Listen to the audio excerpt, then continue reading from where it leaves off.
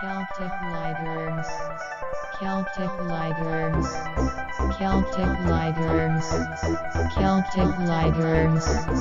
Celtic. You recording? Yeah.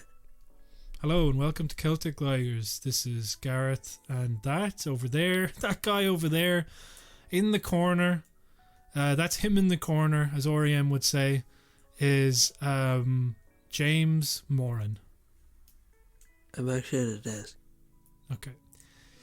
I'm actually in the centre of a room. Huh? Nothing. I went to the welfare office today.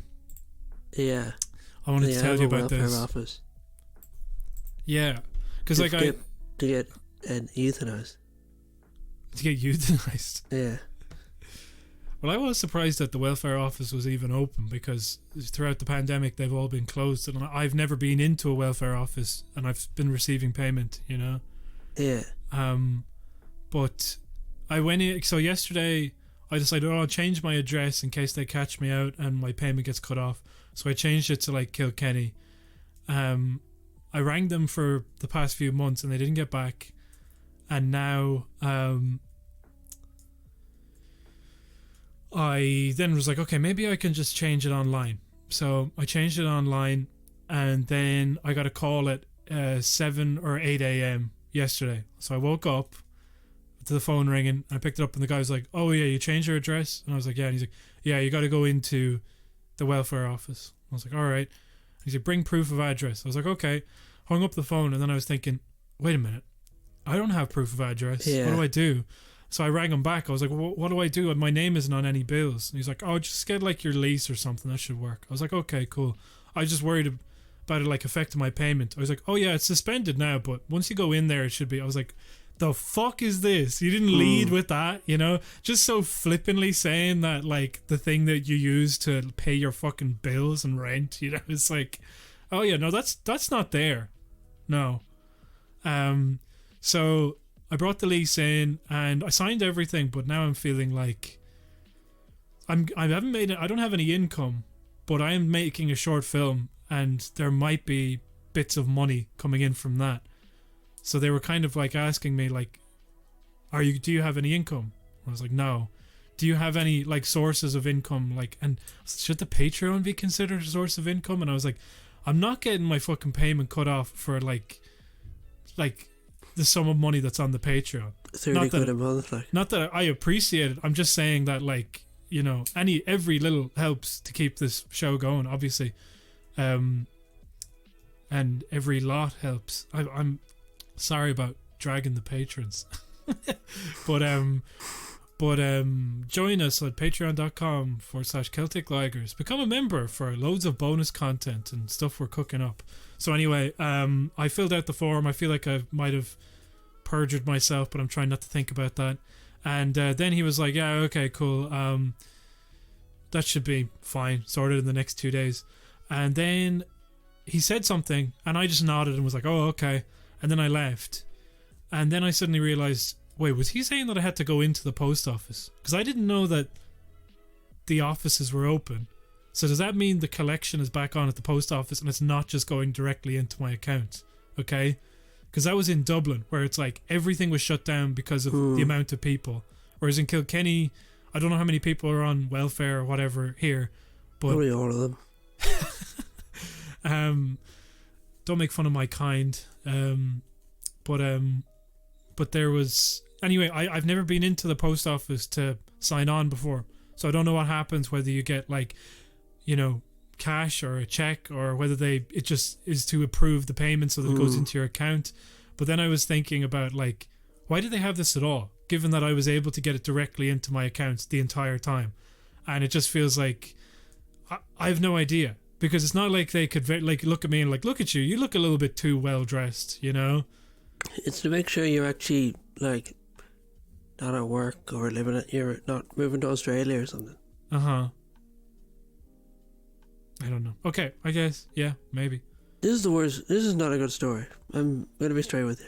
What do you mean it's not a good story? Well, the story is like, you change your address and then you got your dough.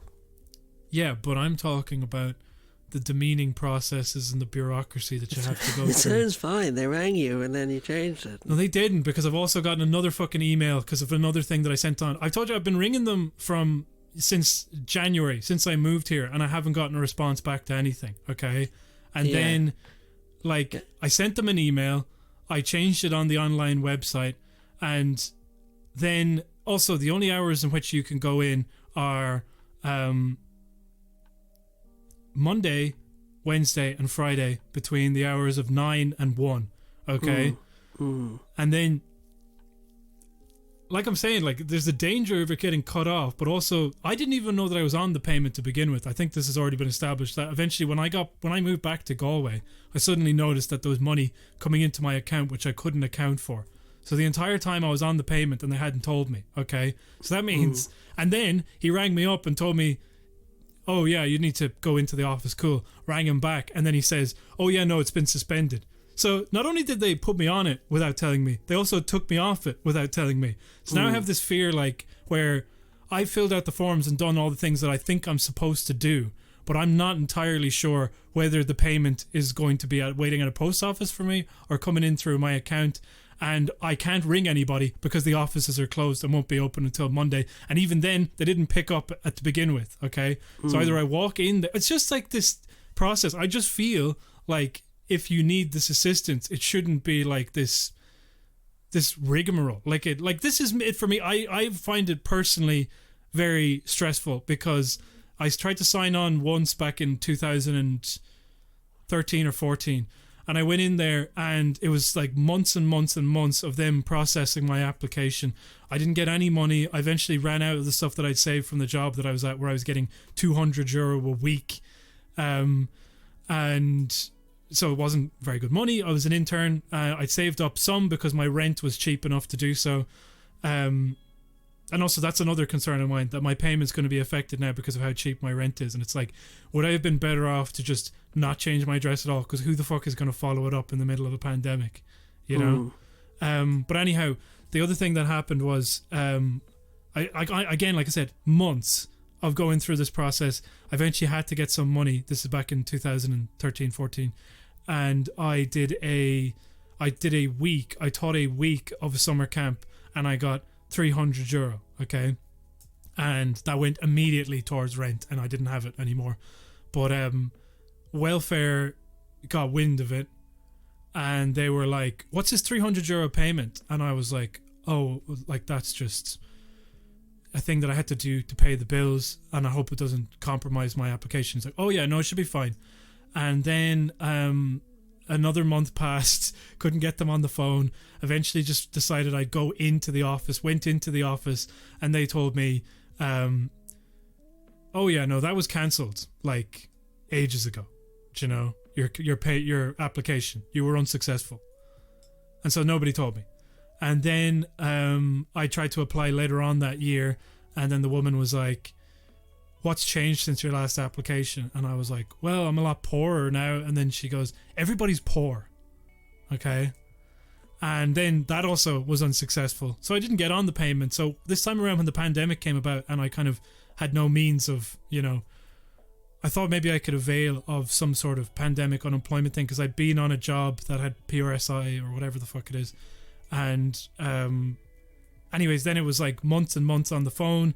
Then I got it, then they didn't tell me, and now I'm just petrified of losing the fucking thing or having it compromised so that I'm not able to, you know, keep living. Like, it is good to be down in Kilkenny and just be able to, like, chill out and work on stuff, do you know? Like, I got cheap rent, so if the payment covers that, then it means that I can focus on getting the studio up and running. But then if anything about that equation changes, then it's just going to be the same fucking mental treadmill that I was on before, you know? So yeah, like I've been reading about the allowance that family carers are supposed to be getting, and you know, obviously they don't get very much money. But the other thing is that none of them are getting vaccinated.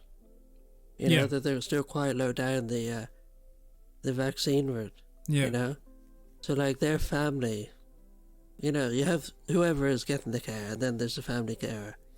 So you wouldn't get the care might get the vaccine, but the carer doesn't.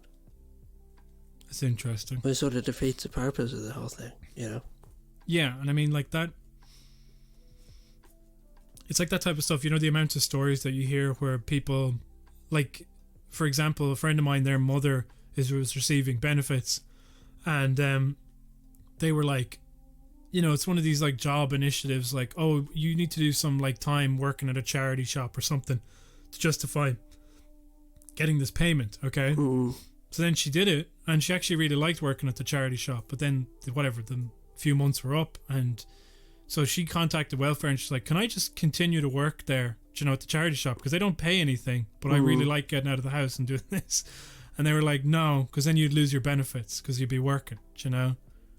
So like there's so much of it where it's like people are afraid to lose their benefits, so they just like sit at home doing nothing, and they're not allowed to do anything, you know, because they just lose their benefits. And it's like, I just feel like, you know, what I said there might sound boring, but I just think it's a small part of a process which is designed to just like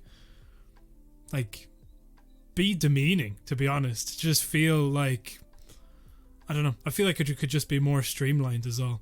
And yeah, that's my thought on that. So thank you very much for shitting over my story, my sharing. You know, oh, it's boring, it doesn't, yeah, I'm sorry, it's not like, you know, I'm not, you know, dying on the streets. No, it's okay, you know? it's fine. It's sorry, just I'm not living out of my car or doing something that you'd find, you know, worthy of. What? So what else? What do you have to say for yourself?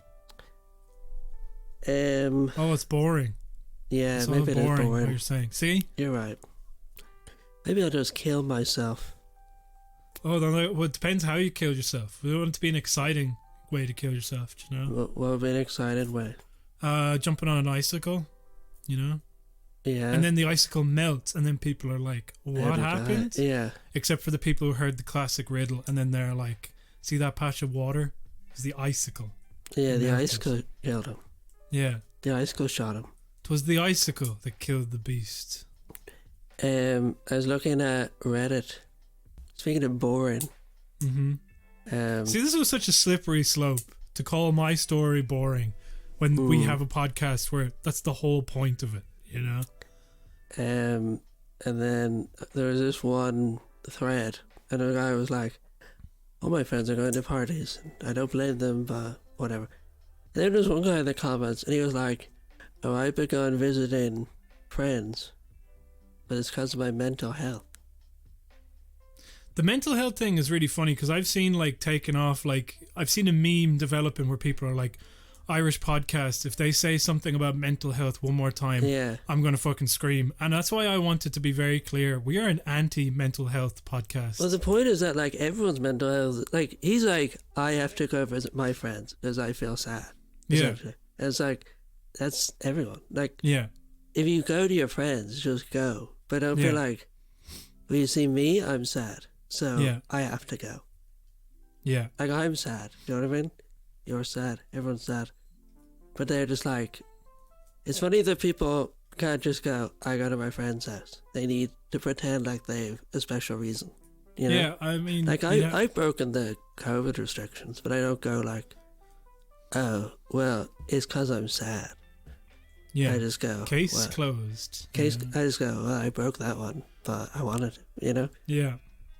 But they feel the need to make it seem like they had a special requirement when the special requirement was just like they miss their friends. I think the mental health thing is such bullshit as well. It's like I believe in mental health obviously, but its use is like a catch-all term for something. It's like, because Ireland is, to me, is like a teenager at the moment that has just discovered the idea that your thoughts can hurt you, do you know, like, or stuff like that. So they just say these things like, you know, oh God, I never thought about it that way before. You know, you really need to look after your mental health.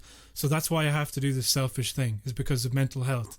It's like, it's exactly as you're saying. Obviously, just do it. Don't justify it. But I do find that thing about it is like, as a term where it's like, oh, Al Porter goes on the Late Late and shows his antidepressants. Look at this, mental health. Or, you know, a blind boy is like, you know, you think about your mental health, and it's so abstract. I feel like they're turning it into something that is like bullshit, you know? Because it should be like mental health, your physical health, and then that's it. And there's like the various things underneath it, you know? But the idea of like everything to do with mental health at the moment, especially in the pandemic, is like a poster that you saw when you were in Leaving Cert about like, don't get too stressed. It's like, it's completely unavoidable, you know? Yeah. I feel like if someone's like, I had to go visit my friends or I kill myself. Yeah. You know, I jump in an icicle or something. I'd be like, that's fine. But the fact that he was just like, no, it's for my mental health. And then like all the people were like, no, that's fair. Yeah, yeah. It's so odd. I don't buy the mental health thing. I don't like. Here's the thing that I would say, because it's something that struck me during the week. So I'm trying to get off of Twitter, obviously, and then I went like on a little bit. I saw. And I saw you replied to one of the tweets, and then an hour later I was like, wait a sec, I thought he was off Twitter. Yeah, no. I mean, I'm just kind of like, but it's for your mental health, I get it. I'm limiting my time on Twitter, but sometimes I'm like, all right, let's just go on, see what's happening. I'm not going to doom scroll is what happens, where you just get, you know, I go into the replies. I'm completely contradicted by the story I'm about to tell, but anyhow, yeah, like the reason I put out a tweet like 2 weeks ago where I was just having a moment of despair, where I was kind of like, we're in this thing, and you suddenly have this feeling like nobody is going to be held accountable and everybody's going to get away with it, and that made me feel very upset. And then I suddenly realized I don't want to really feel this upset all the time. I think it's exacerbated by Twitter. I think it's a better place to think about these thoughts and the conversations like we're having now, or by reading kind of more comprehensive articles as opposed to like pithy little sentences that people are trying to, you know, have takes or do stuff on. So anyway, that's why I got off the thing. And then I saw something about the schools. And then I thought, like, stupidly, just by instinct, I was like, oh, let me scroll down the thing about the schools reopening and see some of the replies, to see the consensus from the Twitter people. And I kind of use it like as a ratio. Like, I'll see the ones, what's the ratio of positive to negative? What are the main themes of each of the posts? Like, what are people complaining about and kind of thinking about? Like, how do I apply that to the Irish population that I'm familiar with, and maybe kind of extrapolate some sort of public mood? You're like anyway, the Matrix. Yeah, sure. But like, sometimes I'm looking at it and I'm just like, there's one or two posts that'll be, let's say schools reopen, and then there's one or two, there's the majority of the posts are like, no, they shouldn't open, and then one or two are like, yes, they should open. And now the ratio has shifted quite dramatically to the bulk of the posts were about how they should open, but the reason that they should open is because, and it bugged the shit out of me, because it was such, I could just imagine this person so clearly in my fucking head. As I in love somebody looking at these threads, trying to find like the hottest or the most bad faith take. What was this one saying? No, these were the majority, like, which were, and it was the attitude. It was the thing about them. Like, you know, the thing, I think people who have arguments, political arguments with their father will understand this thing, where it's like, if I'm having an argument with my dad about stuff, he kind of just goes like, you know, like basically does this kind of thing of, Joel, I don't know what you expected. You know, you got a lot to learn. Like, if you say like, oh, I think things should be different or better, then they're kind of like treat you as if you're being naive or stupid, and that you just need to be around as long as they are, and they love to kind of like wind you up by having a go at you about something, you know. So these people were doing that same kind of scoff, and they were being like really proud about like, well, I mean, I'm glad you don't have children, because I'm fucking up to my ears with it now. I'm fed up with them, and all I want to see is them go back to school, and that's that. And I was just like it just annoyed me so much. It was like, you don't have to be proud of doing this thing, you know. Like, you can, it is possible that you can make the argument that like kids need to go to school, Zoom is not working, like, and also like I can't fucking cope. I got to work and I got to do this, and it's like to just make a personal appeal and say this, but the way in which they were saying it, it was like, you know, I don't. It just really bugs me. But also, it links into what you were saying, because they're kind of going like, you know, this is terrible because the kids aren't able to learn, and also like my mental health is kind of, you know. So, and I was like, yeah, well, that's what happens when you have like a once in a generation pandemic. It's not once in a generation. There'll be more probably in the future. But I'm saying for us, this is like, we've never experienced something like this. And they're kind of going like, well, it's bad that kids can't go to school. Yes, it is. And it's like, but they should be able to go back to school. Yes, they should. It's like, it's this weird thing where it's like, I am not saying that they shouldn't be able to go back to school. We're saying like, they need to go back to school without making it so that we go back into fucking lockdown again, and this whole thing just continues and again and again.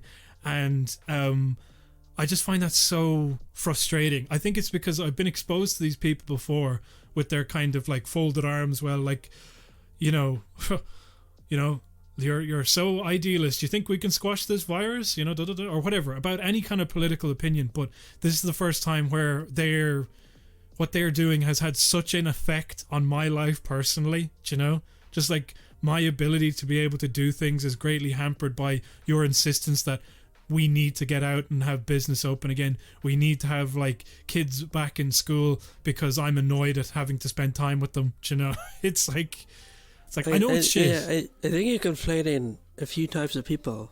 Do you know what I mean? Like, the people who want businesses to be open and the people who want schools to be open aren't really. Well, I guess it's the attitude. The guy. And no, it's the attitude of those people, which is the same thing, which is this feeling of like inconvenience motivating opening stuff again. Do you know? It like I was saying, I'm not seeing the arguments where it's like children can't learn sufficiently over Zoom, like they need interaction with their peers. You know, I'm not seeing that. I'm seeing like, well, my kids are really annoying and I don't want to spend any more time with them. So, you know, fancy you. It's like, you're talking about like continuing this whole thing because you're annoyed or inconvenienced. I'm annoyed. But like what you are seeing is the most insane people. Like, the guy who responds to an independent article about schools reopening is insane. Like, he's not. Oh yeah, exactly. Like, these aren't. No, but that's it too. Like, they're that's not it. they're not a force. They're just like mad. Like, you read the journal comments, which is basically just Twitter. Like they're all just. They'd be like, execute him, you know? They'd be like, if I saw that guy, I'd cut his dick off. I'd bite his dick off. And, like, I'd force him back to Russia or something. Do you know what I mean? It'd just be like, that's the issue with Twitter, is that the most outrageous statements get the most traffic. That's true. And it's very contrarian. And then the other thing about it is but I think it's the frustration, and maybe it's calculated, but there's a guy who you'll regularly see posting annoying shit under stuff. His name's like Gordon White, I think. And he's got a picture of Shaggy as his avatar. I don't know. I saw a guy replying, like, Eva Grace Moore was giving out about, you know, what's his name? Michael Martin. Yeah. The way he announced the 9 more weeks of lockdown. Yeah. Also, by the way, Taoiseach just appeared apparently on the radio and said, oh yeah, no, he didn't mean that. Really? When? So now nobody knows what's going on. And anyway, continue. So yeah, she posted an annoyed tweet. Yeah, because he announced it via an interview with, like, an exclusive interview with the Mirror, and then Eva Grace Moore was like, you know, that's not the way to do it. You know, that's very bad communication. And then all the comments were like, you're just jealous. Do you know what I mean? Like, you're just jealous because you didn't get the interview. Or like, oh, I'm glad you're saying that it's not ethical to take interviews with the Taoiseach. Like, no one believes that. Like, the guy writing the tweet doesn't even remember writing the tweet because you were seeing red at the time. Like, he's just. What was I saying about, like, with. Sorry, I didn't mean to cut across. Finish that. Well, it's just these people aren't, like, these people don't stand by any of these statements. They don't like, identify or they don't exemplify a rational frame view. This is the fucking dad argument I'm talking about, just where it's like, I need to win in this moment, and the way you do it is by making your opponent out to be like naive or stupid for giving a shit. Yeah, but like, they're not your dad. They're just random insane people. No, well, I mean, that my dad is a random insane person. Is what I'm saying. Your dad does it with you, his son, who he has an ongoing relationship with. Yeah. Like, there's a dynamic that pre-exists the conversation, you know? Yeah. Whereas these people are like, they don't know who wrote the article, and they don't know who's going to read their tweet. They just try to come up with the most outrageous thing to say, and like 20 seconds later, it's like when your dad gets really angry and says something bizarre. Like, I remember talking to someone about the Debenhams lockdown, or the Debenhams strike, and they were like, if I had a mind, I'd go picket outside the union office, you know? As a manager, I'd do that. Like, you don't believe that. And like, if I ask you again in 10 minutes, you won't even remember saying that because you're just annoying people. You know? The Gordon White guy I was talking about, like, I think the reason I brought him up is because it's amazing the people he reserves his sympathy for, you know? So it'll be like pundits, the Taoiseach, the Taoiseach, stuff like this. It's like, come on, they're doing their best, you know, it's a pandemic and all this. And then it's like people, you know, trying to get into pennies to buy baby clothes, and it's like, you know, the fucking neighborhood watch that you have on Twitter going like, look at these fucking simpletons not social distancing. He was like, they're the reason that we're in the you know, back in lockdown again and again. It's this strange thing where it's like maybe it is what you're saying, it's just trolling or some sort of it's like when you thing, see people, you know? they're like talking about fuck the police, and they're like, all cops are bastards, all this sort of stuff. Like, they don't believe that, and like, they'd be like, if I saw God, I'd never speak to him. I'd fuck the guards. Like, they don't live by that guideline, you know? Yeah. If they need the guards, they'll call the guards. If they see one, they might say aloud. Like, they're not going to start trouble with the guards. And not just out of self-preservation. It's just that, like, it's just a Twitter thing to do. Like, it's kind of flexing on Twitter. It's just basically. living online. Like, it's just living in people's replies. That's it, you know? But you mentioned Aoife Grace Moore. I'd actually put something in here because I thought it was interesting. Yeah. She put out a tweet. Like, I just find it funny because I think Aoife Grace Moore is brilliant, and then every now and again she'll come out with something, and I'll be like, "This is so dumb to me." All right. Okay. But she retweeted Paddy Cosgrave, and who I don't like and I think is stupid. Yeah. But she wrote, it was about, you know, the usual thing that he does about how like journalists are part of an elite class, you know. Paddy Cosgrave is a freak. Like, I don't know, I can never remember his background, but like, I think it's Steve Bannon at one of his he's like, things. before, what was that thing he was? What was the thing he does?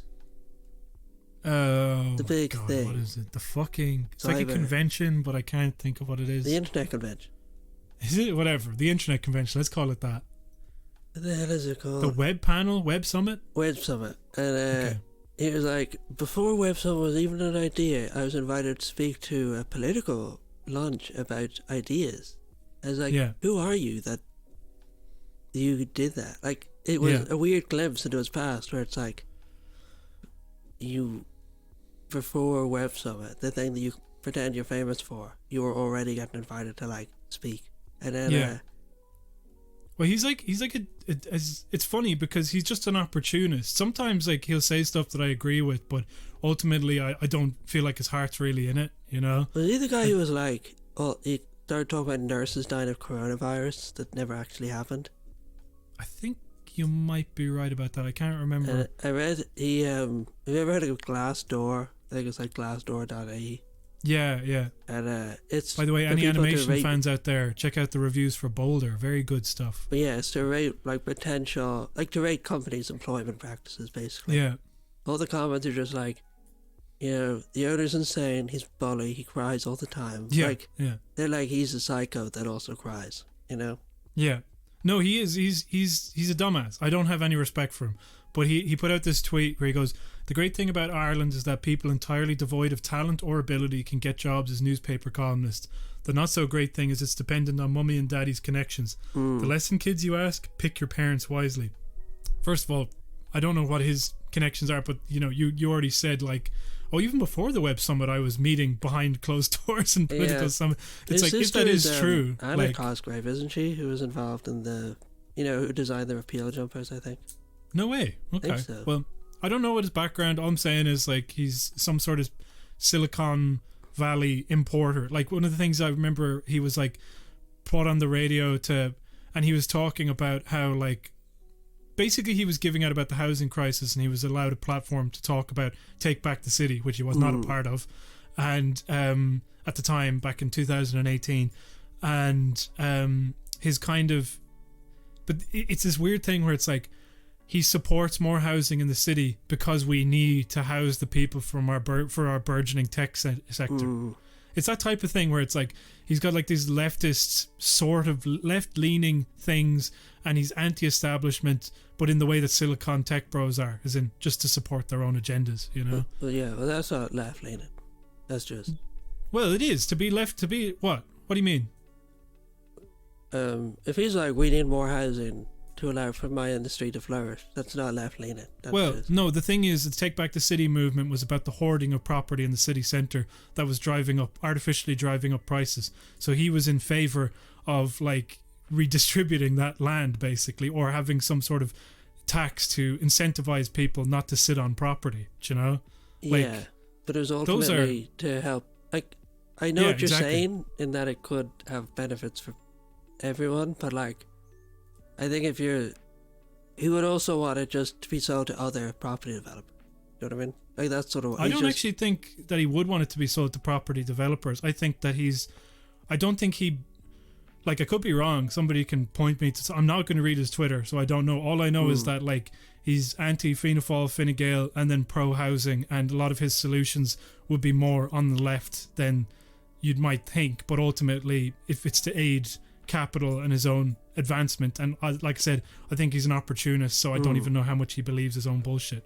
But it is a very, you know, whatever. But anyway, Aoife Grace Moore retweeted this and said, "Not a day goes by I don't thank me ma for stacking those shelves so perfectly that the CEO of the Irish Times decided to give me a job at the Examiner, or it might have been me dad's perfectly pulled pints of Guinness, but it's hard to know." And it's like, he very obviously was not talking about you. Like, you know, like, it's to retweet that in that way was to suggest, like, that person doesn't exist in Irish media, when it is literally 90% of our pundits, you know. She is, like, an outlier amongst all these people, and she's like, oh yeah, you're saying that I got benefit from the Irish Times? Like, no, but, like, you wouldn't be able to write the articles you do for the Irish Times, you know. Yeah, very true. I just thought that was so funny. So sometimes she just puts out stuff like that where I'm just kind of like, this is weird. This is weirdly blinkered for you, you know? Yeah. Yeah, I really don't expect anything from any journalist. Do you know what I mean? I try to take it one article at a time, because it'll just drive you mad otherwise. They're just the most inconsistent people on earth, you know? Yeah, 100%.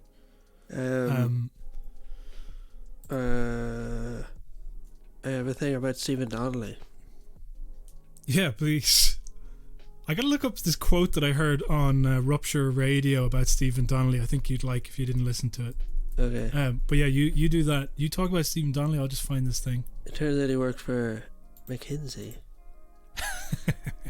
You know that? Say that again? Yeah. That's so odd.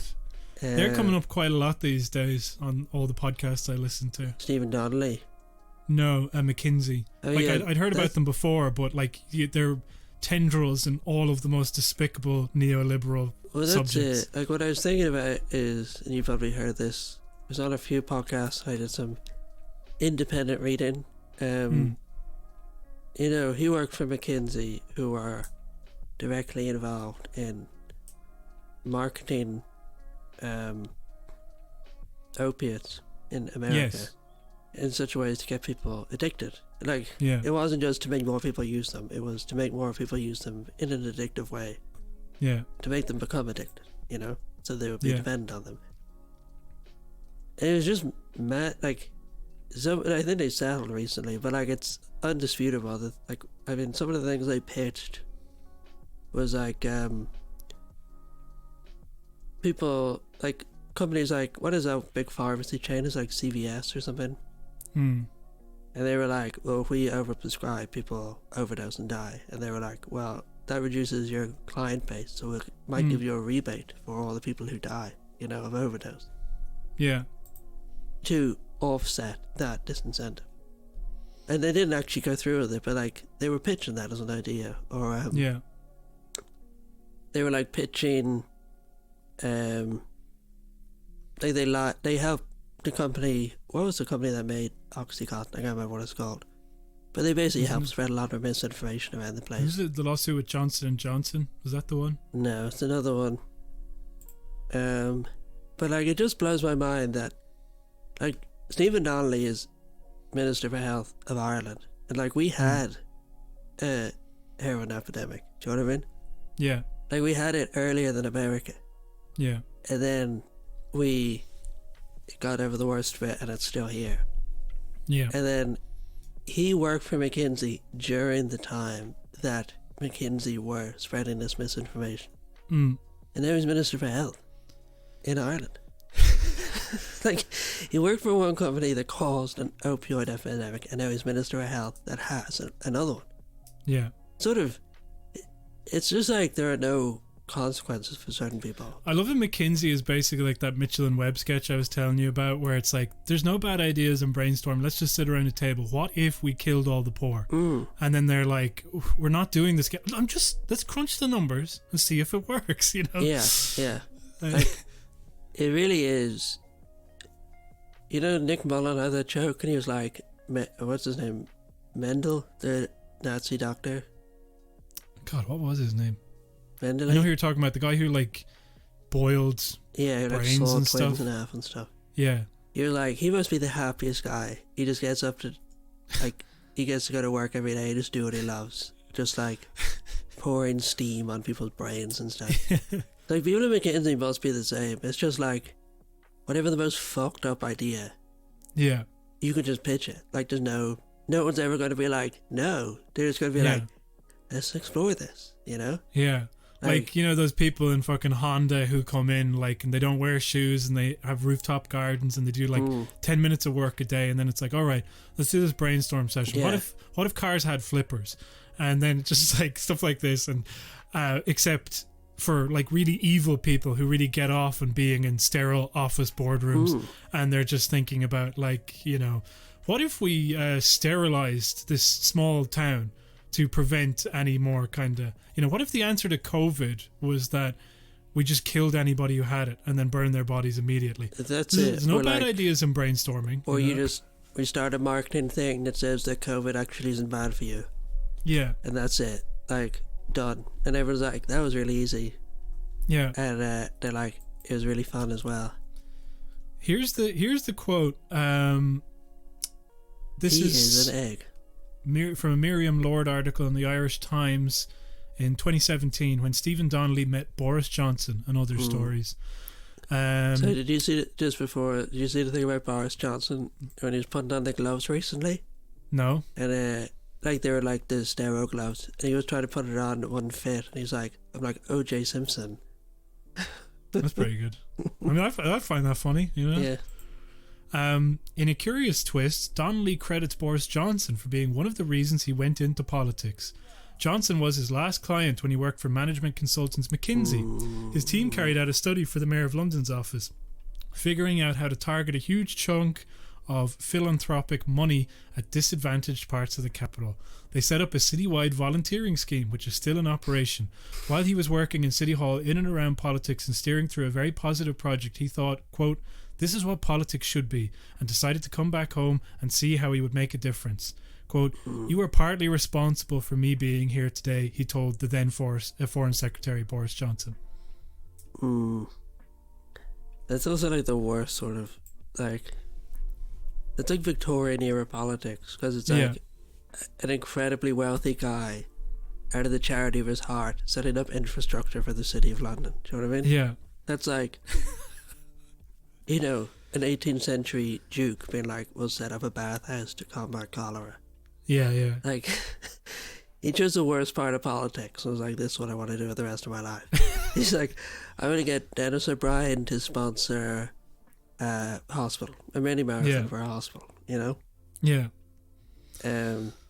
Good stuff. And then he can't even do it well. That's the funniest bit. Like, you saw the thing Aidan Fitzmaurice shared, and he's like, Stephen Donnelly was speaking on it. He was like speaking at an event, and one of the other people at the event was like the Roku guy. Yes, yeah, yeah. And I think that guy also has set up like fake private testing centers. Yeah, so if anybody doesn't remember, Roku is I believe the man's name's Quirk, like Robert Quirk, and that's where the name comes from. I believe, I could be wrong. Quirk is definitely his last name. I don't know what his first name is. Doctor.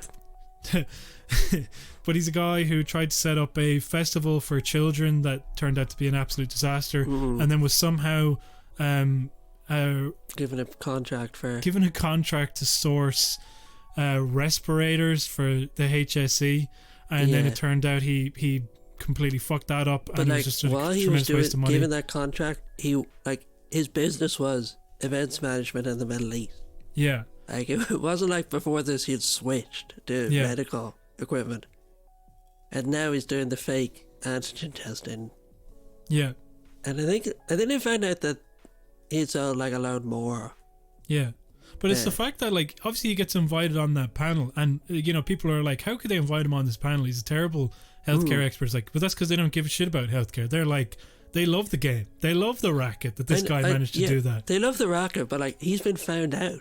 You know what I mean? Yeah. It's like, it's not even a good guess because he was bad at the thing that they supposedly like, you know?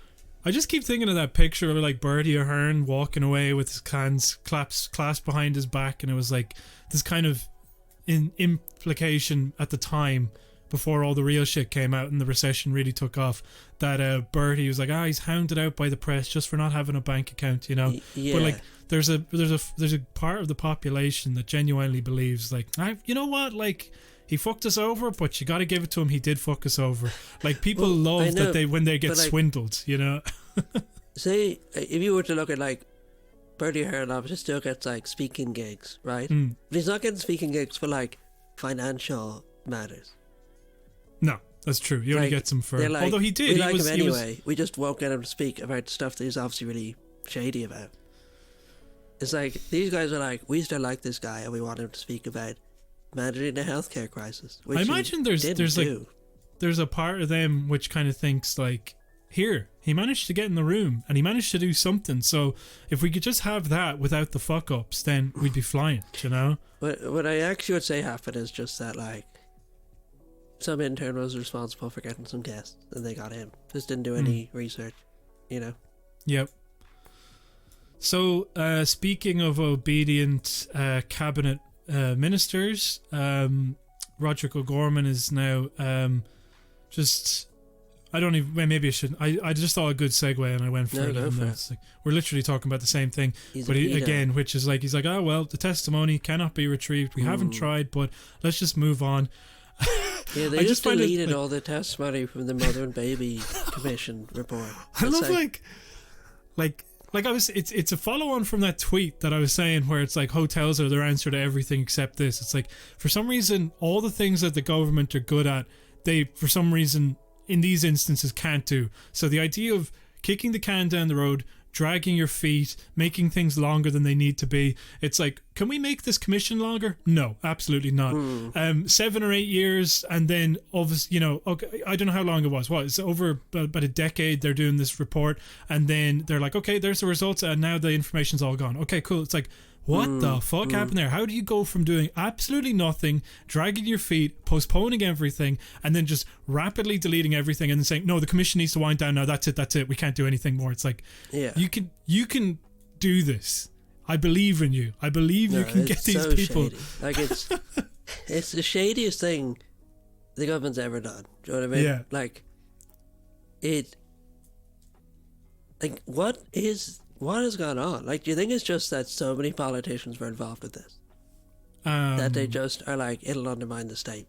It's just like... absolutely no idea. That's all I can imagine. Because, like, the one thing you always hear is that, like, Micheál Martin was mayor. Yeah, Bessborough was open. You know? And, like, he was mayor of I could be Cork. wrong about that. It's like, he knew. And he was obviously involved. Like, even if he was just like, yeah, it's grand. Like... the police were involved. Like, there were stories of, like, women escaping, and then people call the police, and the police bring the one back to the home. And it's like, so the police knew, everybody knew, obviously the mayor knew.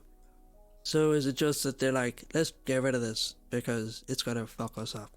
Is it just that? Is it that straightforward? I think it is that straightforward, but also like you get to a point where it's like, but everybody knows. So why are you so intent in hiding it? Why does it matter? Like they're just like with cervical check, like with fucking Stardust actually recently. It's just let's count down the clock. Everybody's dead, and then I don't know, whatever politician is Taoiseach in, 40 years time, they'll say, oh, we're really sorry about that. But also, we can't compensate anybody, obviously. But it seems even more like, after the Civil War and after, like, the Troubles, they did all these interviews with people and then we're like, we'll lock these up for 70 years or whatever amount of years. Mm-hmm. It's like, with this, they're not even being like, we'll lock these up for, maybe they are, I don't know the details, but it's like, you seem pretty intent on, like, destroying everything. In a way that they don't seem all that interested in destroying other things, and maybe it's just because it is pure conspiracy. But like, it's because they will. You're right. They will find like bureaucratic loopholes. They'll find ways to make it more difficult than it needs to be, and then now it's just like, literally like delay. Fucking running magnets across hard drives. Like, oh well, we had to do this because otherwise, waiting even a month. That's it. That would be awful. Like if your girlfriend was like, "Sorry, I deleted all my texts to save space." You'd be like, something. Like Leo. What? That's what Leo said with WhatsApp. Yeah, he said like he deleted them regularly because of... No, you're insane. Like you were cheating on me, That was a funny moment as well. Like I think in like one of the episodes last week, I remembered... I was saying, oh yeah, and all of these people have lied for Leo. And then I said, oh, Helen McEntee lied for Leo about the leak. And then I realised, oh no, that was actually about when he said... I think Judge Wolf would be a good judge, And I was like, I know it's kind of a common thing to say, but there are so many scandals at this point. It's actually like ludicrous. You just I'm now forgetting so many of them. I've forgotten more of them. You know that scene where Mr. Barnes goes to the hospital and it's like, you have so many diseases that, imagine all these toys are diseases and they're trying to get through this door. Yeah. And he's like shoving them through. It's like, no. No one disease can get through. That is how it feels with the government. It's like, even the slightest breeze could bring it all down, but for the moment it's fine. Well, again, it's also because of, we're all just observing social media as the only conduit of something that approximates a public mood, because definitely the papers are not that.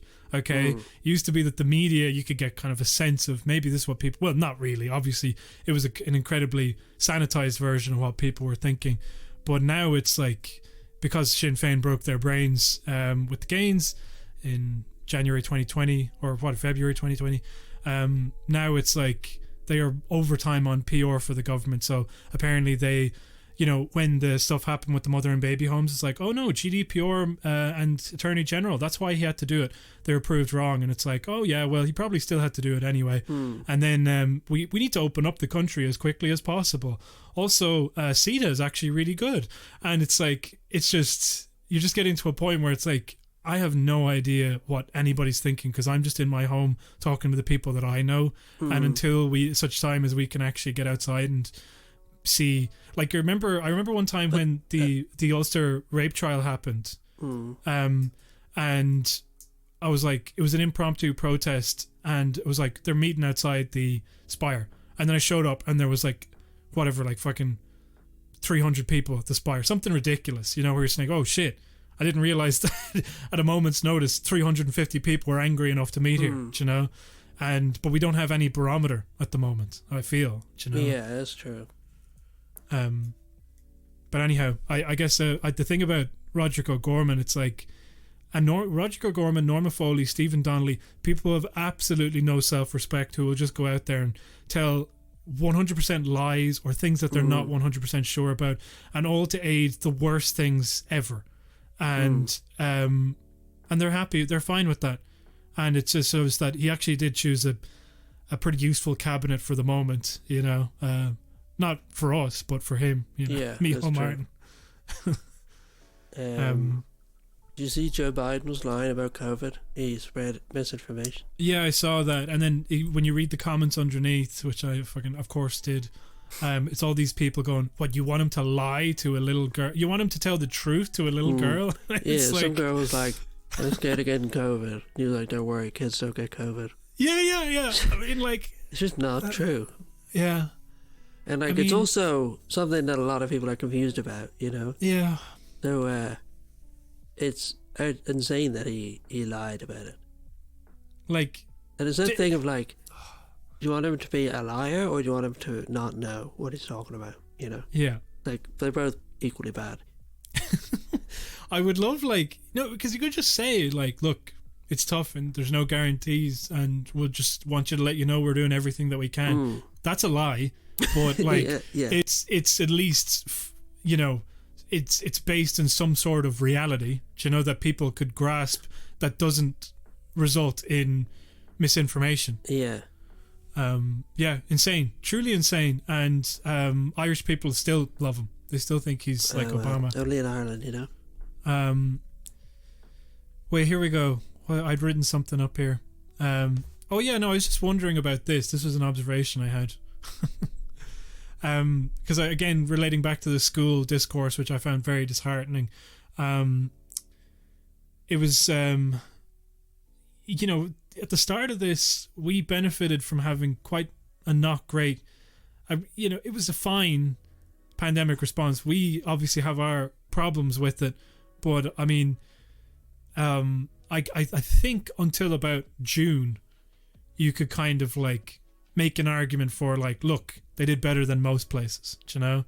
Whenever they accelerated reopening and then the cases picked up and they went against the advice of NPHET, that's when all the shit hit the fan and it's entirely their fault. And they really took the piss at Christmas with the reopening. Like, that was when you knew they were taking the piss. I mean, there was, and then afterwards they were like, people were talking about reopening. They were like, "There's no point reopening just to close down again." Like, as if that's not what they'd done, and not what they had planned to do. You know? Yeah. So, but there was like the nursing homes, direct provision. There was all these problems, huge issues. The pandemic unemployment payment was good, but ultimately not available to a lot of people. They didn't do a rent halt or whatever. You know, like there was things that they could have done they didn't do. But ultimately, let's say, for the sake of argument, they did okay. And then they benefited greatly from the UK and the US response to it.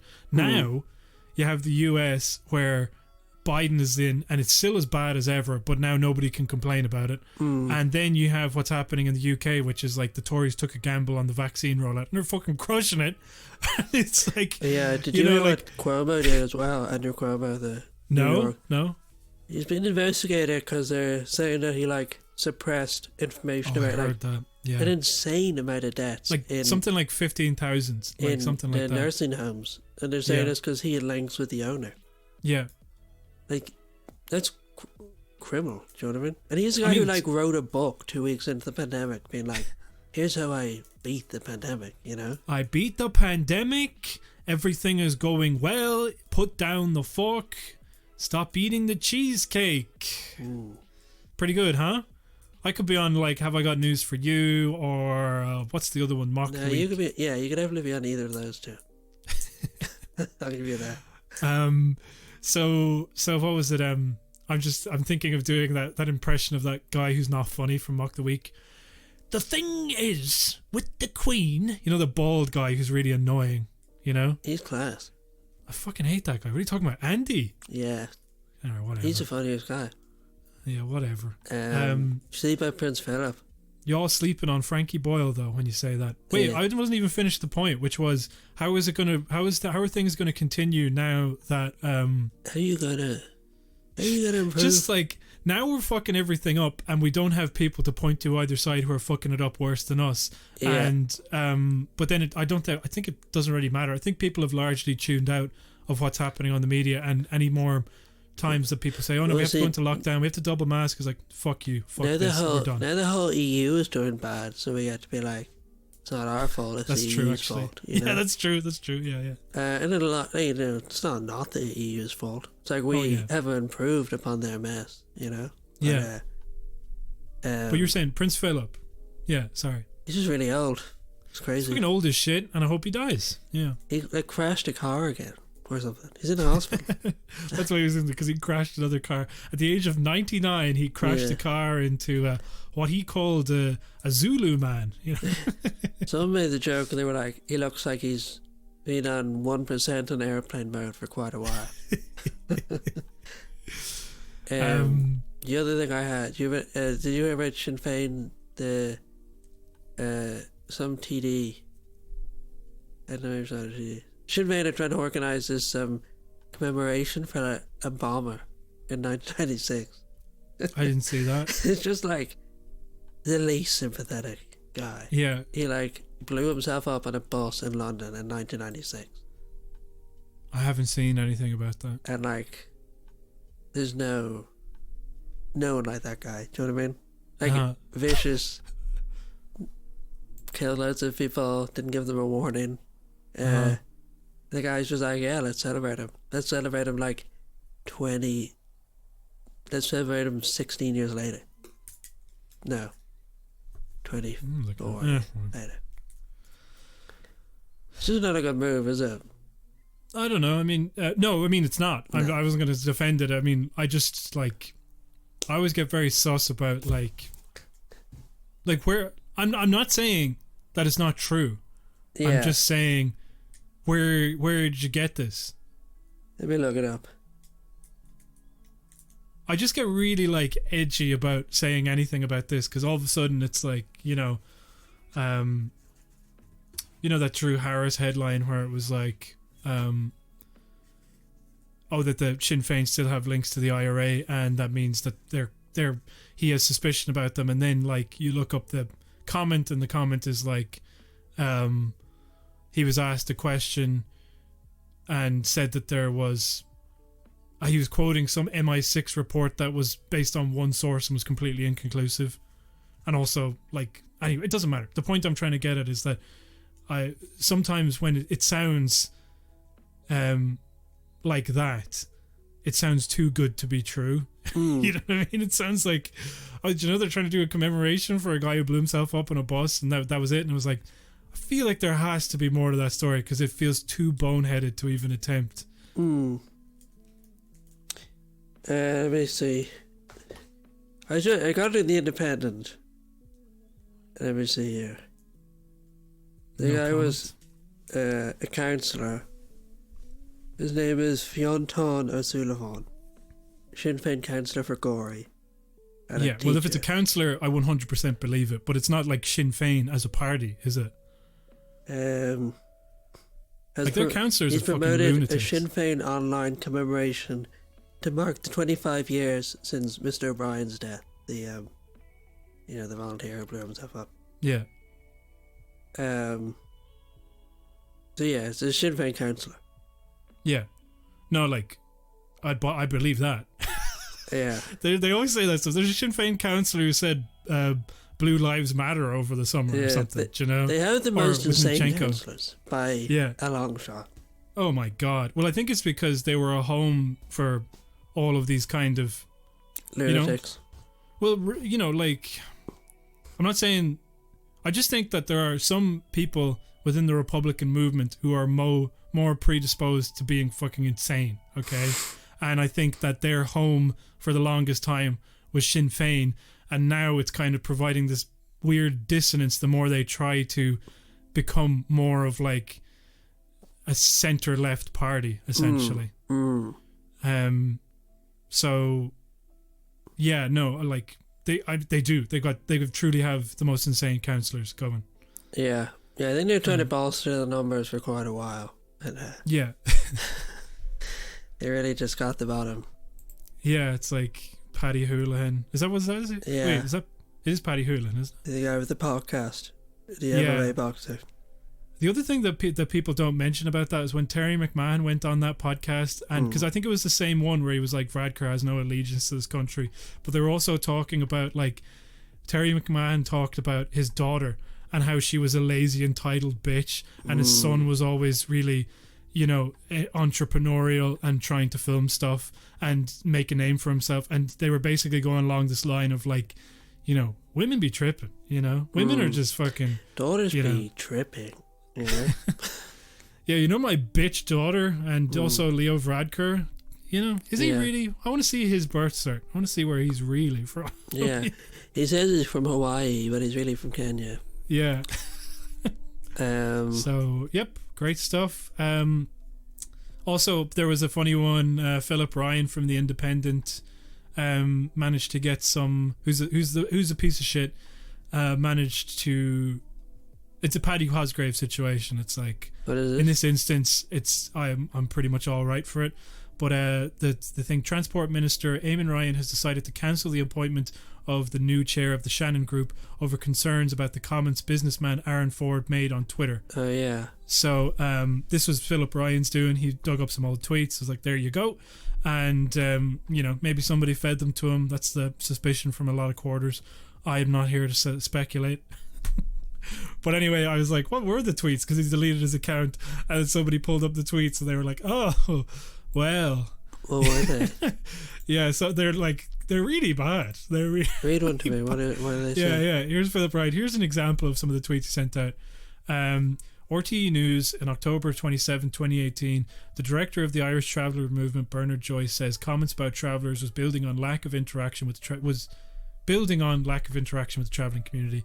Aaron Forde tweets, plenty of interaction with them, stealing, intimidating, illegal parking, etc.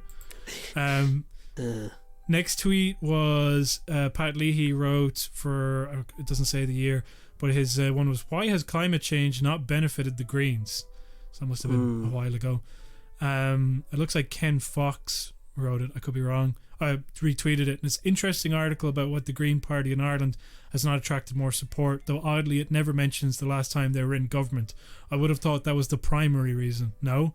Aaron Forde writes, they are clueless about agriculture, climate, and lots of other issues. Correct. So that one, not so bad.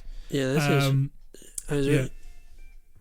So then this one's bad though. So this one's the worst. He saved the worst for last. That second one wasn't a thing at all, was it? No. He was just like, I don't like the Greens. I think it's because I think he might be a member of the Greens, which is why people were pointing that one out. But anyway, okay. Who cares? RT had an article. Varadkar says legal basis for PSCs that needs to be examined. The public service cards. Remember there was a scandal about that. That's kind of still on the boil a little bit. Yeah. Aaron Forde tweets, do the knackers who are collecting multiple social welfare payments have one? That is such a good point. This is a comment in the article is like, hey, we're examining the legal basis of these. Yeah, what about the travellers? Do they have it? And you're just like, well, that's, I mean, you know what I mean? It'd be like, exactly. What about my bitch wife? Does she have one? It's like, you're clearly just telling on yourself. Like, nobody was talking about that. Yeah. Completely. What about you do not have to do this. He's replying about golf, Kate, and he's like, what about all the travellers playing golf outside my house? Yeah. What are you talking about? You think that's bad? You should see all these travellers who are, Yeah. It's funny, I was on a thing called #KnowYourGrowth, organised by Patreon, to try and figure out how to expand the brand of Celtic Ligers. Patreon.com/Celtic Ligers. Tell your friends. But with the guy, anyway, he was talking about Instagram and all these things. And so he was talking about, guess what the name for Instagrammers who travel is for this guy. So he's like, if you're on Instagram and you're a traveler, it's important to be taking pictures and putting the locations down of where you are, like Paris or Dubai or whatever. And I was like, this guy does not know, does he? It always does get me when it's like, they're talking about like putting the charges on people coming into the airport, and the way they always phrase it is like, 2,000 euro fine on travellers entering the country. And I was like, that is harsh, Did we both go on? Yeah. Go on. You say? What were you saying? Did we both what? I was pivoting to a different conversation point. Yeah, same with me. I have nothing on that. I was just going to say that we both spent all day yesterday watching like streams of people playing computer games. No, I was kind of busy, and then I watched The Expanse. This is the show that I'm nearly finished now. You also watched the Crash Bandicoot guy, didn't you? I did watch that. That was very funny. So Canadian guy A, and I know that we've become like some sort of stenographer for every stupid thing that he posts, but he rules. I mean, He's a I kid. can't get over him. Yeah. Like, I sent it to you. He made a 10-minute video about like the upgrades to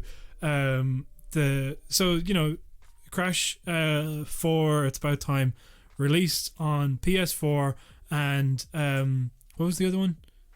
Xbox One. Yeah. And now it's being released on the PC, PS5 and Xbox Series X. Okay. And so he's like, so, you know, besides a graphical update, is there more to this? Well, let's talk about it. So I was like, okay, maybe there's an extra level, or maybe there's some like story beats added or something. Yeah. Literally, he made a 10-minute video about how they added some background buildings to one level.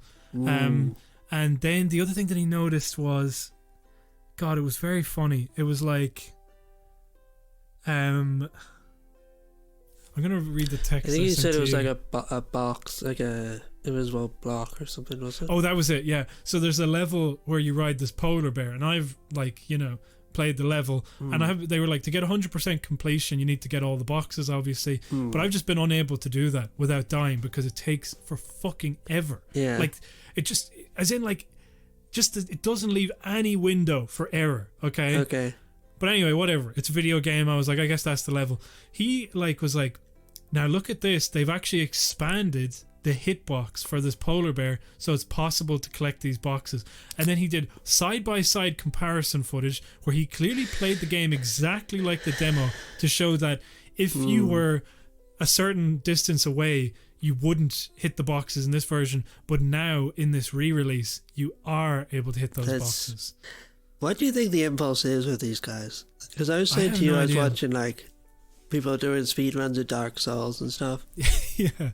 And then there'd be other ones that are just like a guy just giving you a step-by-step thing through a level. I don't know it like the back of his hand. Like, it'd be like you walk 3 steps this way and don't forget to turn left. And then like, it's just, why do you think they like these things so much? Like, why do you think... Like, I've wondered about it because I saw one it was a speed run the developers are watching for Doom Eternal. I saw this one. Yeah. And like one of the developers didn't understand that the guy never played it before. Or that the guy had played it before. Right. There's one and he was like, the developer, so the speed run, the whole thing's done in like what, 15, 20 minutes?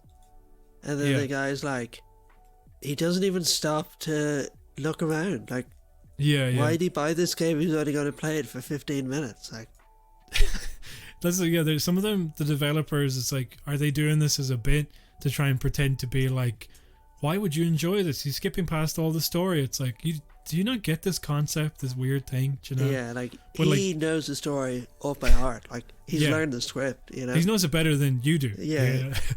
But in Doom Eternal, they figured out this weird glitch where it's like, if you jump at the ground and then, I guess, fire your gun in a certain way, it just at the right time it launches you into the air, so you can sprawl the entire map in about a matter of seconds, you know, and you can phase through walls and get access to a hidden gun that shouldn't be able to get access to until you have 100% completion.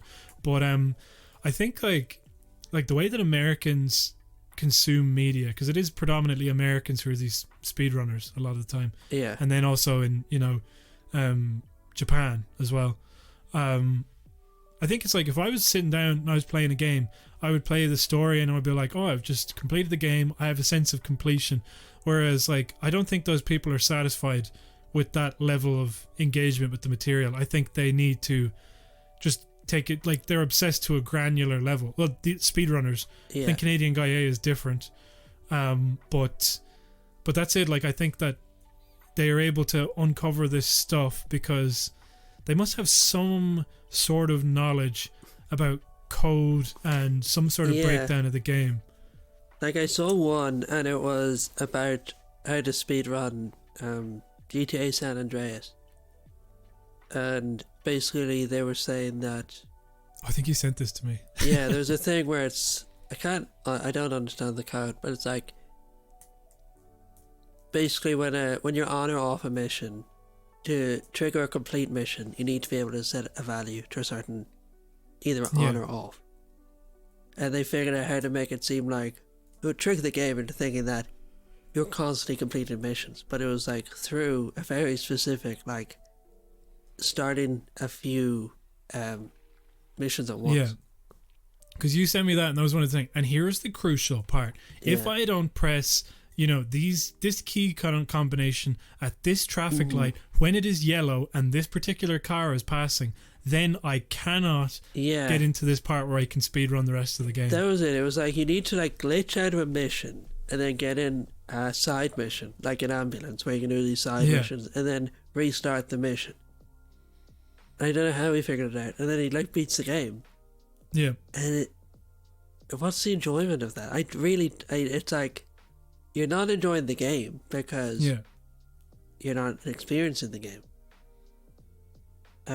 Is it just you like to be able to trick a system? Is that it? Is it just like you like showing up the points where the reality fades or something?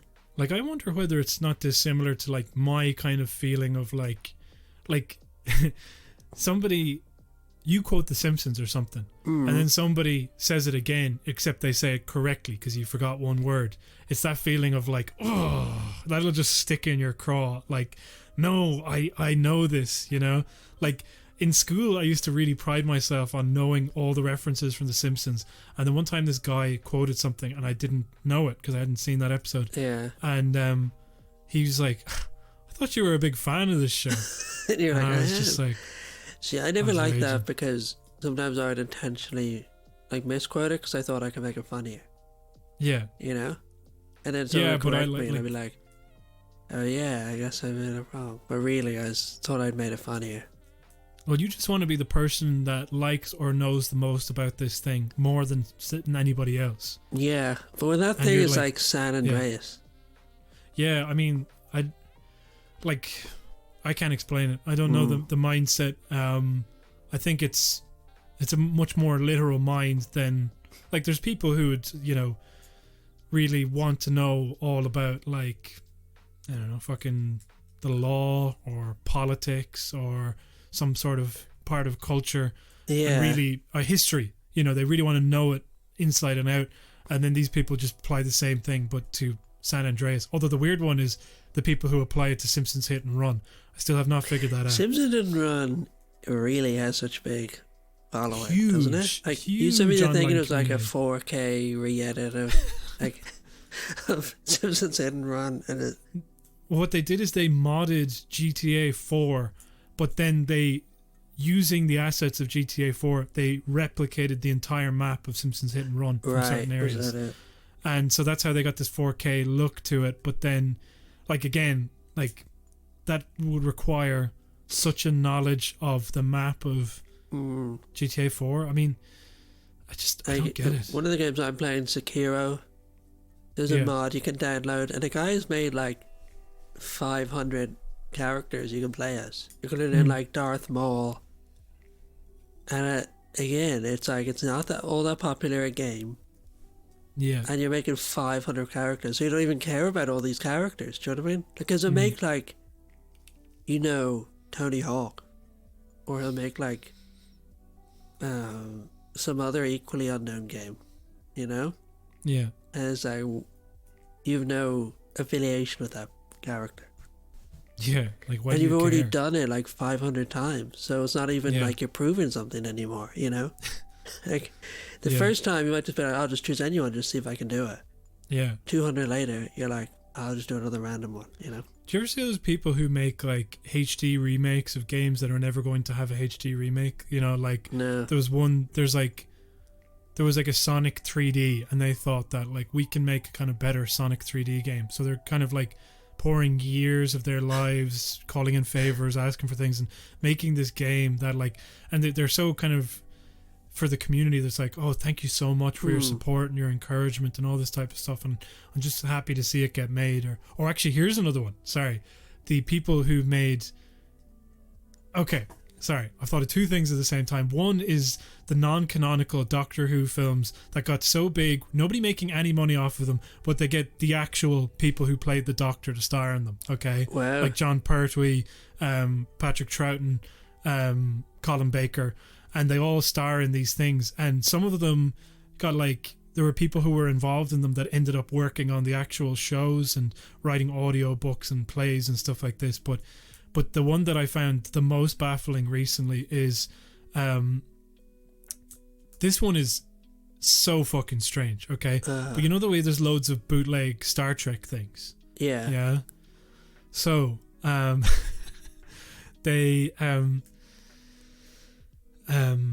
yeah, they just make like bootleg Star Trek movies, and for some reason they were able to get away with it for a long time to just have like the actual characters in there. So they actually have like Chekhov from the original series of Star Trek, okay? The guy who played Scotty. Just like an assortment of people from the original series playing the characters, but now Paramount, it seems, has tried to crack down on it, okay? So a movie that they originally had called Star Trek Renegades is now just has to be called Renegades, and it's in a universe that looks very similar to Star Trek, but legally can't have any kind of thing in it. But it still has the guy who played Chekhov in it, and it's going to have the last performance of Nichelle Nichols, who played Uhura in the original Star Trek series. Okay. Except she's not playing Uhura. Also, by the way, she has Alzheimer's, okay? Oh. So they're like crowdsourcing this thing, and she's like, it's Nichelle Nichols here, and I'm so happy to, like, really does not look like, I would 100% believe that she cares about the character enough that this is actually something she would want to do and have be her last role, do you know? She's just not up for it, like. Well, she's just not entirely there. This is the last time she's going to be able to do it, and they're crowdfunding with that, and there's a load of love for it. And but the other thing about it, it's being directed by the guy who played Tuvok in Star Trek Voyager, okay? It was like a main character. So it's got all of these people involved in Star Trek making this thing, and I was reading interviews with him, and he was like, you know, I think that, you know, the reason that they were doing the lawsuit is because it looks too good, and they're kind of like, we're investigating it, we're talking with Paramount, seeing whether, you know, is there somebody who would take on this as a series, whether we could make it. And I was like, oh, okay. Looked it up. Looks like absolute shit. Looks like complete dog shit. Looks like it feels nothing like Star Trek. Chekhov is like playing a version of himself called like the Lieutenant, because they can't use Chekhov's name anymore. Right. And Walter Koenig is playing him, and it's like, the battle for the heart of the solar system is now. Are you in or are you out? And it's like, how is this anyway like Star Trek? Yeah. What are you talking about? That's so it's funny. so strange. But also, by the way, he's not the only member of the original Star Trek cast who's in it. Also, who's in it is, what's her name? Sean Young, who was in Blade Runner. She's in one of these like really bad looking movies. Edward Furlong, who was in Terminator 2. And then the guy who played the Doctor on board the ship in Voyager, he's in it as well, playing like a completely different character. Oh yeah, that was it. They have a mirror universe in Star Trek, but they can't use in this one, so they call it the Mirror universe. Okay. So that bizarre. Shit. That is really bad. It's so stupid. But like, again, I'm just talking about just these people who have this love for this, and these people and these characters and this kind of obsession with it, that they're like, give up their free time, give up their money, and just devote their lives to making these things that will only ever exist on YouTube for like, I mean, they have a large enough audience, but like ultimately it's not going to it doesn't really translate into anything. Yeah. You know? Yeah. They love it so much. Yeah. But Canadian Guy A, the reason he makes those videos is because he does polls and he looks at the analytics. He sees the people like Crash Bandicoot, so he just makes, like, he likes Crash Bandicoot, but he does not like it as much as that. He just feels like, well, this is my job to make Crash Bandicoot videos for these people. So how do I produce one a week?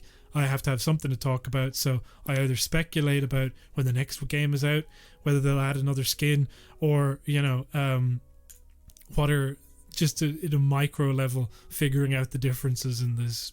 Be interested to see where he ends up. Like he's already really going into the minutia, you know? Oh yeah, I mean that's why I'm drawn to more and more with each video. It's like, once you know, people say that, like, you know, if you're writing like an opinion column, you write out these opinions that you always had rattling around, and then it's like, well, what else do I think? And you just go so far down the rabbit hole, you know, that like, you start to concoct these things that are just completely ludicrous for a deadline. Yeah. But anyhow, that was that. I had some more stuff, but let's save that for the second episode of Celtic Ligers. Okay. At patreon.com/Celtic Ligers. Tell your friends. Yeah, please. This is what I learned on my Patreon thing, is to make a direct plea, and to say the work that you do. I edit these, and I'm also making promo, and we have hosting costs. So every little helps make this a bit more possible. So if you think people find it interesting. So I need a trailer. I'm going to make a trailer for this one, because we do have that. I found that thing headliner, thanks to Tony Groves. Yeah. Who kindly gave us advice. Thanks after to James Bonio Groves. trashed him. What? After James trashed him. Yeah. You know. Put that up as a video. James destroys Tony Groves, and everybody is like, who? Yeah. Who are these people? James, like that video was one. Homer pawns Milhouse. Milhouse's dad. Oh, that's it. Yeah. I sleep in a racing car. Yeah. Well, he owned him by saying he sleeps in a big bed with his wife. Yeah. Homer owns so many people in that show. Yeah, yeah. Homer's an alpha. That's the main thing. Lisa, just because I don't care doesn't mean I don't understand. He owned his own daughter. And I think Terry McMahon would love that clip, so I'm going to send that to him afterwards. Homer explains reality to Lisa. Yeah. Actually, did you ever see those ones? There's one for Tony Soprano that I always find really funny, where it's like Tony Soprano tells it like it is. And it's, if you watch the clip, so the clip is him sitting outside a church trying to teach AJ a lesson. Okay, so see that church? They came here and they built it brick by brick, and it's an important infrastructure for this community. They wasn't there, and the Italians built it. And then AJ's like, how come we never come here? Then he's like, that doesn't matter, you know? Yeah. Like, the whole thing is meant to be like, he's a complete hypocrite. Yeah. He's an idiot who's just like, is used to this life of comfort, and you know, he's very violent, obviously, but like, the amount of things that in the show that Tony gets annoyed about are sometimes just really non-issues. Do you know? Yeah. Like, I mean, there's the gang stuff, obviously, but then there's the other stuff where it's like, you know, Meadow needs you to go to a recital. What is this? I got no time for this. And he's just like, you know, all he does with his day is just eat food at various places. Yeah. Collect money. That's it. He's like pretending like the church is important. But like, yeah, exactly. But this guy's like, yeah, he's telling it like it is. And AJ, to this young kid who doesn't know any better, it's like... What other shows are like that where people misunderstand? Like Breaking Bad. Breaking Bad is so funny. One time I remember there was a person who was like, it's sad, because they were dying of cancer, they're terminal, you know, and they wanted to see the last episode of Breaking Bad before they died. So somebody organized. You knew this person? No, I didn't know them. Oh. But I read it in an article, and the interview went like Justin was inspired by Walter White's conquering over adversity for his own illness, and it made him think, maybe, you know, like, I can live with this if Walter can live with it. And I was like, spoiler alert for Breaking Bad. He poisons a child and watches somebody like die on their own vomit. Yeah. You know what I mean? Like, he's like, I just find this so he strange. Does it like a boss. When people say again? He does it like a boss. Yeah. When they find Walter White cool, like, the whole thing is that he calls himself Heisenberg because he's a fucking nerd. And he wears and that then the other stupid thing hat is that he found. his stupid fucking hat. He's like a loser. Why are people? Does they even have that joke where it's like, is it in Better Call Saul, and there's the big nerd who like steals from the pharmacy or something. He steals from his work, maybe, to sell the drugs, and he buys the big yellow car. He buys a big yellow car called, like, it doesn't say like the Pussy Mobile or something like that. It's like, he's Walter White as well, you know? Yes, exactly. Yeah. He just is less slick, but he's still a loser. That's what always bugged me about the end to Breaking Bad, because like they made a perfect ending, and then they could have just ended it on him living out the rest of his life dying alone in the mountains. You're like, great. Like paying some guy to hang out with him. And then the last episode they decided, no, actually we're going to give him a reprieve because we like Walter White. And how dare you say it's a dream sequence, even though it's like he becomes a completely different person. He effortlessly sneaks past FBI guards around Skylar's like house, okay? Yeah. And he comes in and she asks him, why did you do it? Because it wasn't for us. And he was like, it started for you at first, but then I did it because I liked it. I did it because I was good at it. Yeah. No, you weren't good at it. He like had a guy in a bathtub and burned him with acid and destroyed an entire house. Do you remember? Yeah, like, exactly. He was incredibly bad at the job and incredibly petty, and it's like, it was just like, I think they say like, oh, how dare you call this a dream sequence? I was like, it would be good if it was a dream sequence. Yeah. That would make sense to me. Do you know? Exactly. It's like, it's my dream. Yeah. Rick and Morty. But anyhow. Rick and Morty was another one. People like Rick. Yeah. Wubba lubba dub dub. Yeah. That's one of the best videos that Peter McGann has ever done, as far as I'm concerned. The dad who's trying to coach his children through the divorce that and he's like, keeps putting these filters on for like the Joker and stuff, and it's like, hey son, wubba lubba dub dub, yeah, your mate Rick, but anyway, I know you're gonna hear some things about me in the next few days, and I'm not proud of that. It's like one of the best. Yeah. He's one of our treasures. Rick, I love Rick. But anyhow, I'm trying to think of one more show, and then let's go to our patrons.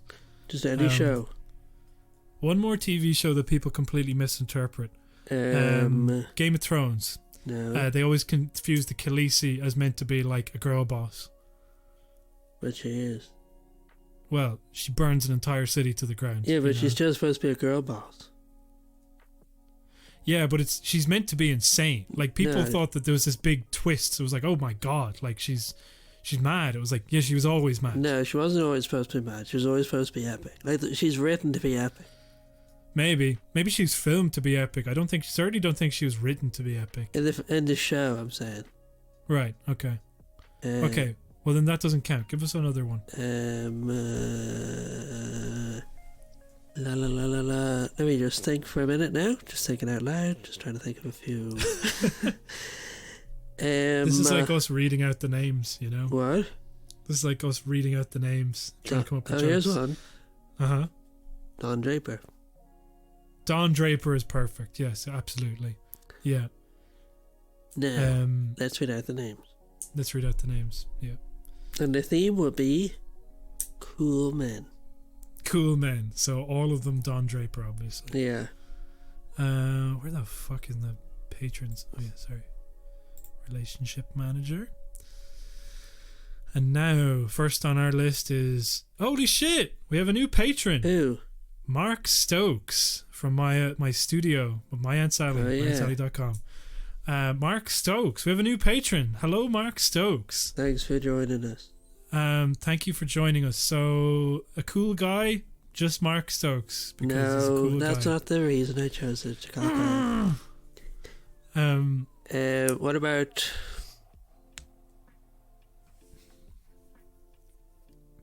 like shark blokes? Like blokes who like sharks. That's those are the coolest guys out there. Yeah. Shark blokes. You know, he's a shark bloke. Yeah, shark bloke. Yeah. Like Don Draper. Yeah, shark bloke. Ugh. Okay, Mark Maloney. Who's that? How about Shark Maloney? You know those guys who just love sharks, okay? Yeah, I feel like Cool Guys is a bad one. Yeah, I think it was bad in hindsight. Now that we're only a few seconds into it, but I think it might have been bad. So how about Disney stuff? Okay, yeah. So let's go back to Mark Stokes. What about wheel spokes, like on a pumpkin carriage? Yeah, from Cinderella. No, not from Cinderella. From Basil the Great Mouse Detective. No, it's from Cinderella. Yeah, I know, but like, wheel spokes on a carriage, because carriages. Mark Maloney. What? That'll be. It had Mark wheels. Maloney. Yeah. Mark. Spinelli. No. That's really bad. That's really bad. Oh God. It's worse than wheel spokes. What about Dark? Yeah, that's good. Darkwing Duck. Darkwing Duck Maloney. What about... Wait. Perfect. I thought it was Stokes. No, we've already done Mark Stokes. What was that? You said the spokes on a... You said you didn't like it. No, I said that was fine. Oh. Who's this Mark Maloney? Mark Maloney. We've already said it. It's Darkwing Duck Maloney. Blahin de Burka. That'll be Sleeping the Beauty. Come on, man, give me this, please. I beg you. I'm not getting involved. Alan. It's between you and her. Next one. Alan Carroll. That'll be Alan Carriage, like they have in Cinderella. I'm still recovering from the last one, I think. I'm not up for this today. Sleeping Beauty, was it? Blind the Burqa, Sleeping the Beauty. That's a good one, and I don't care what you say. So, okay. Blind, if you disagree, and I don't think you will, Yeah. then please write in at CelticLigers@gmail.com. Alan Carroll, that would be Lewis Carroll. Lewis Carroll, who wrote fucking Alice in Wonderland. Yeah. Rob Gale, that'll be neutered male. Like neutered male, the people who like Disney films. watching Disney films, aka me. I don't like them that much. Yeah. I mean, some of them are good. I mean, you can't say all of them are bad. They own everything. Yeah, they're now, all so. bad. Okay. Stephen Bradley, that'll be God damn it. What about Watching Gladly? I mean, that should have been Sleeping Beauty, shouldn't it? Stephen Bradley, Sleeping Beauty. It's too late now. Too late now. What'd you say? Watching Gladly. It's the worst one I've ever done.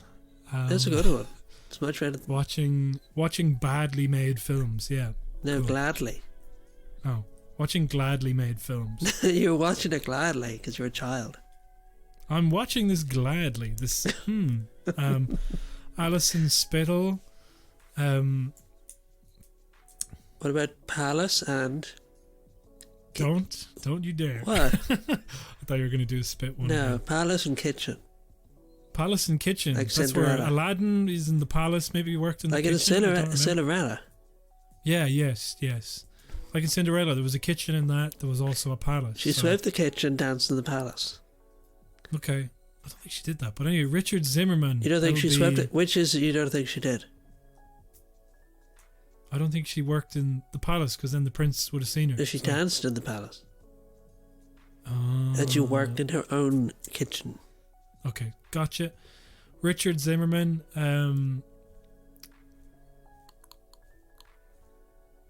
What about this one's very bad. Okay. Richard Yznedman. Okay, because Yzned was the name of the wizard in Fantasia who Mickey Mouse worked for. That sounds like a good one. That's a deep pull for. Yeah, it's actually Disney spelled backwards. So there you go. Ah. Bridget Purcell. Lazy. Damn it! Every single time I do one, I'm like, Yzned Purcell. Could have just done that, and now we got like. Yeah, now we need another one. Fucker. What about Mickey Purcell? Mickey Purcell. Yeah. Perfect. Like Mickey Mouse, but Mickey Person. Yeah, that's great. Yeah, I know who Mickey Mouse is. Mickey Person. Why did you do this? Milky Fox is the next one, literally. What's wrong with that? Mickey Fox? No. He couldn't do that. What about, Robin Hood? The Fox. Yeah, Robin Hood, the Fox version. You know? Yeah. The one that all women want to sleep with for some reason. Do they? You know? Yeah, there's a whole weird thing about people fancying Robin Hood. Be right back. Going to get a tail and a green outfit or something. Next time you see me, I'll be dressed in tights and a little tail cap with the fucking feather on it. Yeah, and I'll be wearing a tail.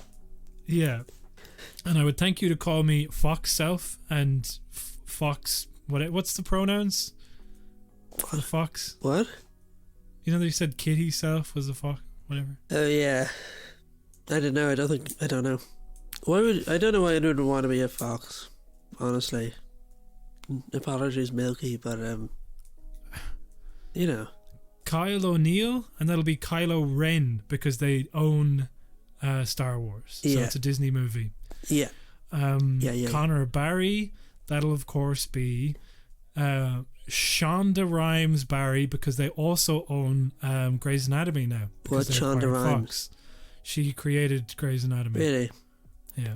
Who's her husband? Buster.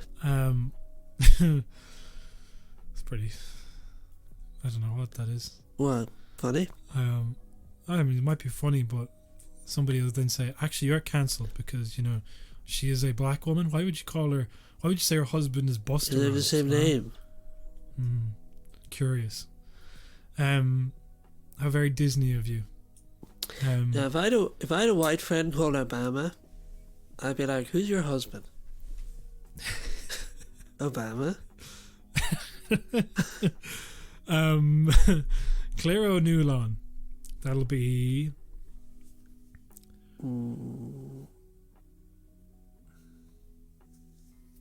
What about like, the Fool, like from Hunchback of Notre Dame, the King of the Fool. That's a good one, but I also thought of another one. King of the Foulon, I always thought Claire O'Shoulon, like the shoe from Cinderella. Huh? What about Claire O'Shoe Gone? Shoe gone, just like Cinderella. That's just good. say Cinderella, they'll figure out the rest. Yeah. Niall McGillicuddy. That'll be... Nemo's Gills Are Cool. Oh, that's so good. Fuck. Yeah. Ronan Carey. Don't do it. Well, he did actually complain that we didn't do it one time. Yeah, well, he doesn't get what he wants all the time. Yeah, so this one, it'll make you appreciate it the next time, Ronan. Mm-hmm. Ronan Carey, that'll of course be... And scary, because... yeah, because Gaston is really scary. Gaston Scary, that's what it is. He's probably the scariest Disney villain of them all. Who's Gaston? He's a human. He's a man. He's in Beauty and the Beast. No one eats eggs like Gaston. I don't know the song. Yeah. Eat them eggs. Yeah. Niamh Kelly. Oh,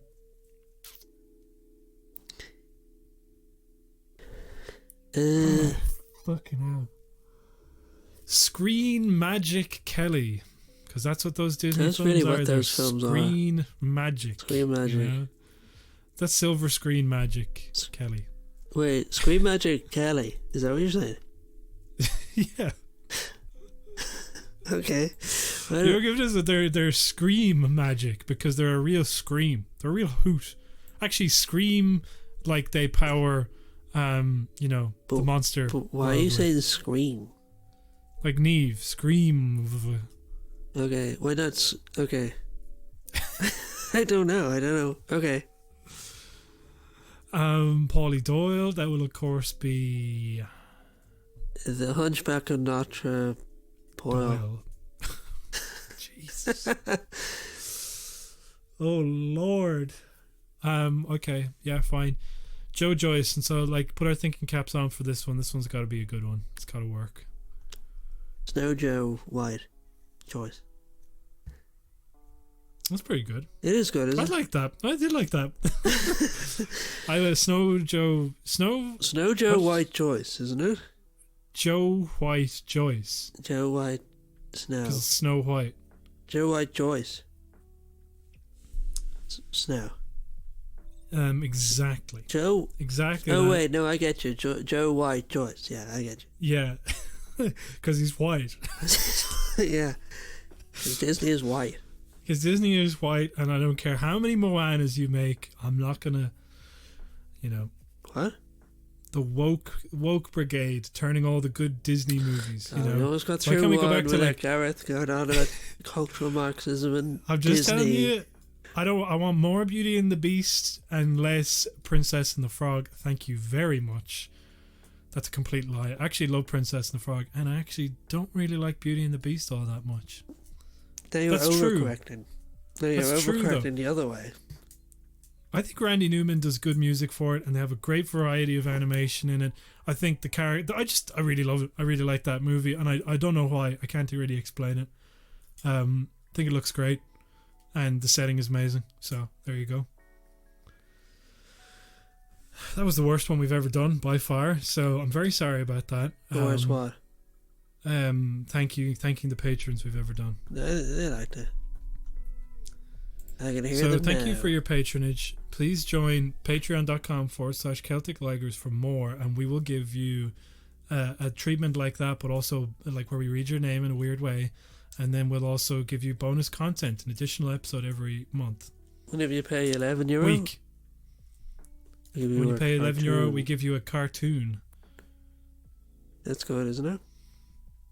We have to do something more with the cartoon, and especially the €11 tier. How about Joe Joyce says something that he wants us to watch? Or should I not have said that? I want to give Joe Joyce a job, you know? To choose our content for us, you know? That's our job. Yeah, that's true. You pay €11 and you get to come up with hot takes for us. You know? You come up with our hottest take. You come up with the most offensive take that you have, and we have to read it out. Yeah. Say it as our own. It's like, just imagining us like a week from now. And, do I really have to say this word? They're,